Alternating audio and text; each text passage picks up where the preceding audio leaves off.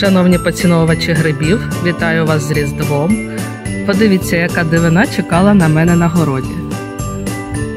Тут в кутку виросли сіняніжки.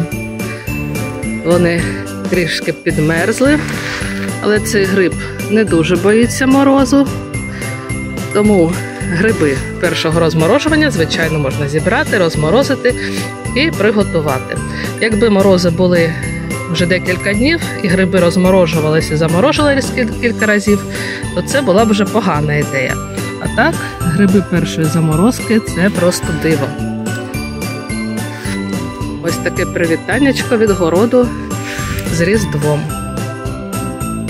Бажаю вам щастя, здоров'я та миру, побільше гарних грибалок і ось таких приємних сюрпризів. Підписуйтесь на канал, ставте лайки.